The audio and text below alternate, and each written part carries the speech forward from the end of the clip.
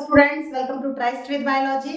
और आज इस वीडियो में हम चैप्टर 11 क्लास 11 का फोटोसिंथेसिस इन हायर प्लांट्स का cyclic and non cyclic photophosphorylation topic करेंगे। इसमें देखो दोनों में एक साइक्लिक प्रोसेस है, उसको पढ़ लो तो अपने आप में चैप्टर ये टॉपिक कंप्लीट हो जाता है। इससे पहले पढ़ने से पहले हम ना एक एब्जॉर्प्शन स्पेक्ट्रम होता है, एक एक्शन स्पेक्ट्रम होता है। ये जो स्पेक्ट्रम है इनके बारे में पता होना जरूरी है। जो लाइट सनलाइट आ रही है, सनलाइट अर्थ पे आई, उस सनलाइट का 50% पार्ट जो है वो फोटोसिंथेटिकली एक्टिव रेडिएशन है टोटल लाइट का। इसमें से 2% पार्ट, सिर्फ 2 से 10% पार्ट जो है वो प्लांट अपटेक करते हैं। ये है PAR, ये तो टोटल रेडिएशन होगी, और ये हो गया प्लांट्स के लिए कि प्लांट्स कितना उसे एब्जॉर्ब करते हैं। अब जिस लाइट को प्लांट एब्जॉर्ब करेगा उस एक्शन स्पेक्ट्रम और जितनी लाइट उसने एब्जॉर्ब की वो एब्जॉर्प्शन स्पेक्ट्रम, ये एब्जॉर्प्शन स्पेक्ट्रम। अब कितनी इसमें फोटोसिंथेसिस हुई, कितना रेट है फोटोसिंथेसिस का, वो क्या हो गया एक्शन, वो हो गया एक्शन स्पेक्ट्रम। प्लांट में कौन सी चीज ऐसी है जो सनलाइट को एब्जॉर्ब करती है? जब हम किसी टॉपिक को पढ़ते हैं तो उसको पहले बेसिक्स पे जाओ, उसके क्या कौन सी चीज ऐसी है भाई। जब फोटोसिंथेसिस की बात आ गई तो हमें पता है कि प्लांट के लीफ में फोटोसिंथेसिस होनी है। लीफ के भी मेसोफिल सेल्स, इसके अंदर है क्लोरोप्लास्ट। अगर क्लोरोप्लास्ट का स्ट्रक्चर बड़ा करके पढ़े तो कुछ इस तरह से है। ये है इसके थाइलेकोइड्स। मैं पूरा स्ट्रक्चर नहीं बना रही, हम थाइलेकोइड्स की बात करें तो थाइलेकोइड के अंदर जो ये रेड कलर का दिखा दिया ये है क्लोरोफिल। क्लोरोफिल में 2 फोटोसिस्टम्स होते हैं, एक होता है PS फर्स्ट और एक होता है PS सेकंड। फोटोसिस्टम फर्स्ट और फोटोसिस्टम सेकंड। जो फोटोसिस्टम फर्स्ट, फोटोसिस्टम सेकंड, ये देखो ये 700 वेवलेंथ की लाइट को एब्जॉर्ब करता है, इसलिए इसको P700 भी बोलते हैं। ऐसे ये 680 की वेवलेंथ की लाइट को एब्जॉर्ब करता है, इसलिए इसको बोलते हैं P680। अगर यहां तक आपको क्लियर हो गया, ये क्या है फोटोसिस्टम जो कि एब्जॉर्ब करेंगे सनलाइट को, फोटोसिस्टम फर्स्ट और फोटोसिस्टम सेकंड, तभी ये नॉन साइक्लिक और साइक्लिक समझ आएगा। अगर ये क्लियर नहीं है तो आप ऐसे रटते चले जाओ, कोई फायदा नहीं। यहां पर अब फोटोसिस्टम का फर्स्ट और सेकंड का जो है वेवलेंथ हमें पता चल गई, इसीलिए इनको P700 क्रिएट करें। पहले हम पढ़ते हैं साइक्लिक। साइक्लिक में क्या होता है, यहां पर फोटोसिस्टम जो है P700, मतलब क्या हुआ, फोटोसिस्टम फर्स्ट एक्टिवेट है और फोटोसिस्टम फर्स्ट काम कर रहा है। तो इसके सराउंडिंग में यहां पर छोटे छोटे मॉलिक्यूल होते हैं, स्फेरिकल मॉलिक्यूल्स हैं, इनको हम बोलते हैं लाइट हार्वेस्टिंग कॉम्प्लेक्स। ये है लाइट हार्वेस्टिंग मॉलिक्यूल, और ये और PS फर्स्ट प्लस P700 मिलके बनाते हैं लाइट हार्वेस्टिंग कॉम्प्लेक्स। इसको LHC भी बोल देते हैं, लाइट हार्वेस्टिंग कॉम्प्लेक्स। 2 चीजें हैं बस, P700 और ये मॉलिक्यूल। सनलाइट जब आती है तो सनलाइट से जो रेज आई वो किसने एब्जॉर्ब करी, इस लाइट हार्वेस्टिंग मॉलिक्यूल ने करी। Light harvesting molecule excited state पे आया और उसने इस लाइट को इलेक्ट्रॉन की फॉर्म में किसको भेज दिया, PS फर्स्ट को, फोटो सिस्टम फर्स्ट मतलब P700 को भेज दिया और इससे इलेक्ट्रॉन ट्रांसमिट हुए और वो जाके मिल गए, इलेक्ट्रॉन ट्रांसपोर्ट सिस्टम भी है, ये मिल गए, ये एब्जॉर्ब किए प्राइमरी एक्सेप्टर, जो सबसे पहले लाइट के इलेक्ट्रॉन को एक्सेप्ट करता है उसको बोलते हैं प्राइमरी एक्सेप्टर। ये प्राइमरी एक्सेप्टर जो है वो इन इलेक्ट्रॉन को ट्रांसपोर्ट कर देता है FD के पास। किसके पास करेगा? FD के पास। FD यहां क्या है? FD है फेरोडॉक्सिन, ठीक है। इसने फेरोडॉक्सिन को करा और यही इलेक्ट्रॉन ट्रांसपोर्ट हुए फिर साइटोक्रोम B6 के पास। CYT का मतलब है साइटोक्रोम पिगमेंट है, तो साइटोक्रोम B6 के पास ये चले गए। इसके बाद जो इलेक्ट्रॉन ट्रांसपोर्ट चल रहा है, ये इलेक्ट्रॉन ट्रांसपोर्ट हुआ वो किसके पास हुआ? ये हुआ साइटोक्रोम F। ये क्या हो गया? साइटोक्रोम F के पास चले गए। ये से हम रब कर रहे हैं यहां से, जो साइटोक्रोम F के पास गए उसके बाद इलेक्ट्रॉन ट्रांसपोर्ट हुए ये प्लास्टोसाइनिन PC के पास। किसके पास है? PC का मतलब क्या है? प्लास्टोसाइनिन।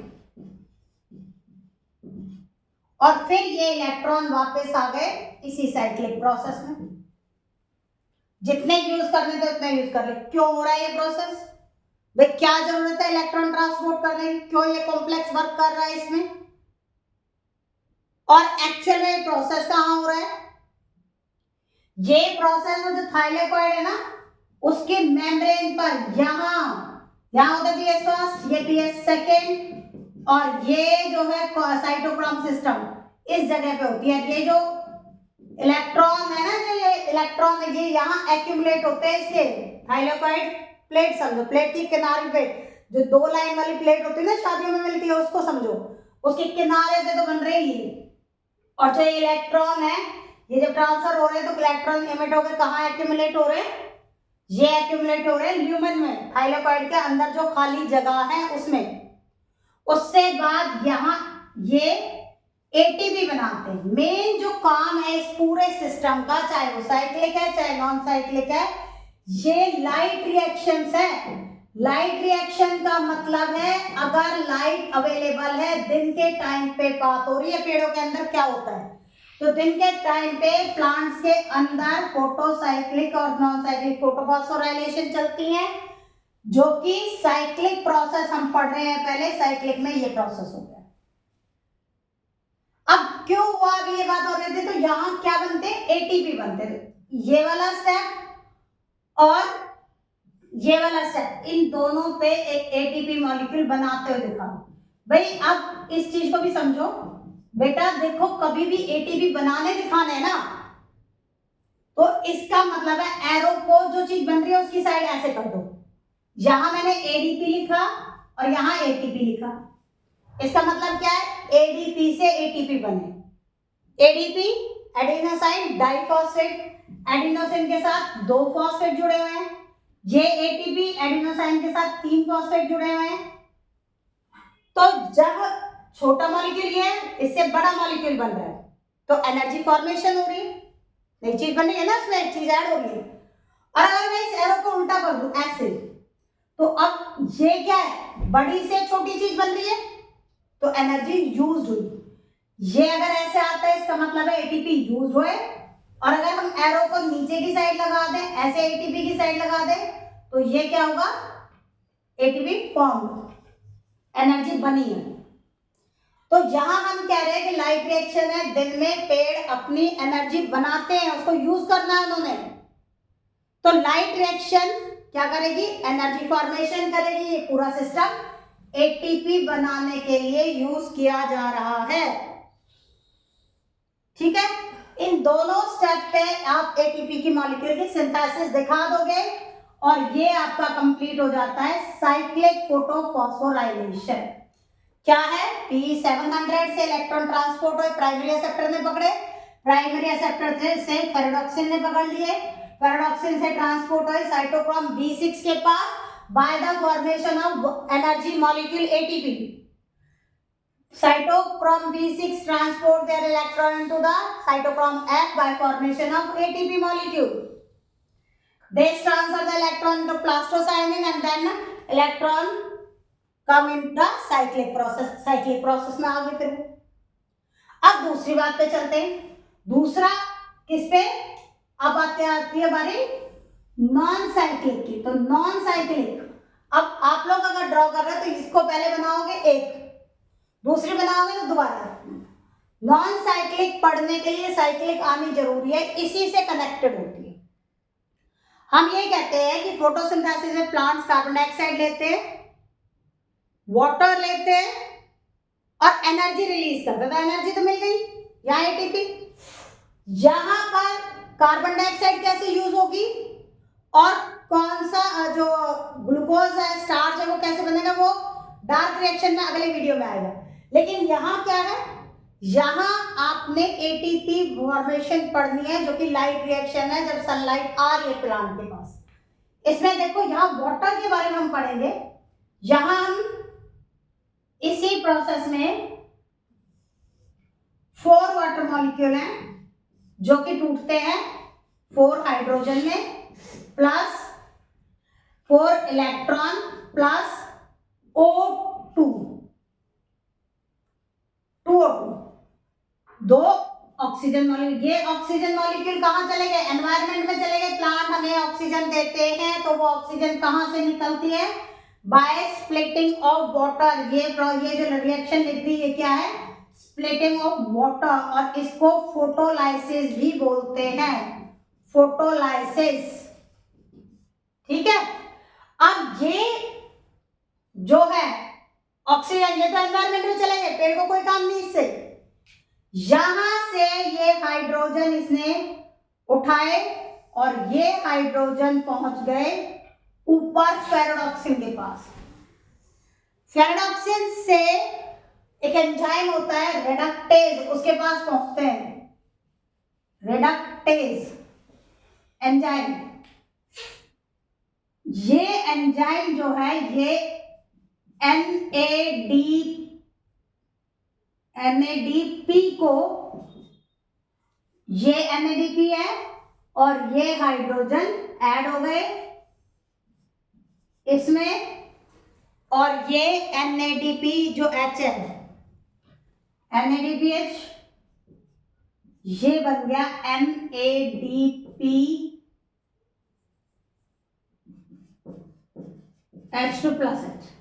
या तो ऐसे H+H कर लेना या तो H2 लिख दो, मर्जी आपकी, ऐसे भी लिख सकते हो और NADPH2 भी लिख सकते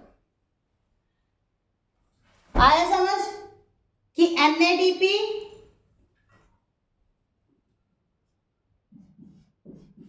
प्लस हाइड्रोजन, हाइड्रोजन यहां से गए हैं स्प्लिटिंग ऑफ वाटर से जो निकले थे और उन्होंने बना दिया NADPH2। एक काम खत्म। अब हम तीन चीजें हैं यहाँ स्प्लिटिंग वाटर से। हाइड्रोजन का बता दिया, ऊपर गया फेरेडॉक्सिन से रेडक्टेज एंजाइम एक्टिवेट हुआ और उसने इस NADP को हाइड्रोजन मॉलिक्यूल के साथ बाइंड करके NADPH2 बनवा दिया।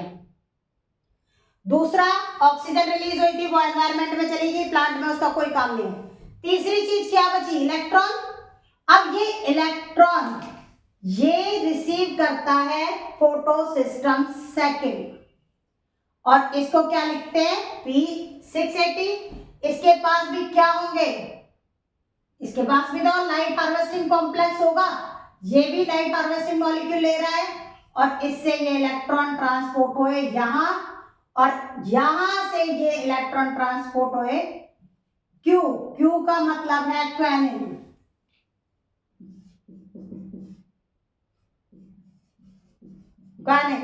और इसके बाद होते हैं प्लास्टोक्वेनिन में। ये इलेक्ट्रॉन यहां से ट्रांसपोर्ट हुए प्लास्टोक्वेनिन में, प्लास्टोक्वेनिन से ये वापस पीसी में मिल गई। अब पीसी क्या था, साइक्लिक का कंपाउंड है, तो मतलब नॉन साइक्लिक में इस वाली चीज को ऐड कर दो साइक्लिक के अंदर, बन जाएगी नॉन साइक्लिक। यहां पीसी से वो साइक्लिक में पहुंच गए। अब यहां क्या लिखना हर जगह, 4 इलेक्ट्रॉन ट्रांसपोर्ट है, 4 इलेक्ट्रॉन लिख दो।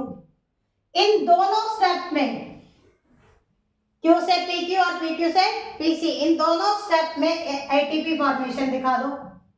अब बताओ एटीपी फॉर्मेशन हो रही है, मैंने कहा एटीपी बनते हुए दिखाना है, एनर्जी बनती है दिन के टाइम पे, तो एरो किस साइड लगाओ, एटीपी के साइड एरो लगा दो। ये लगा दिया एटीपी की साइड एरो, और ये आपका टॉपिक कंप्लीट हो गया साइक्लिक और नॉन साइक्लिक फोटोफॉस्फोराइलेशन। इसको बना देना, इसको एक्सप्लेन कर देना। हाँ, अगर ये आता है स्प्लिटिंग ऑफ वाटर या फोटोलाइसिस क्या है, तो भी तो आपने नॉन साइक्लिक को एक्सप्लेन करना है। तो ये सारा किसके बारे में है, नॉन साइक्लिक फोटोफॉस्फोराइलेशन के बारे में।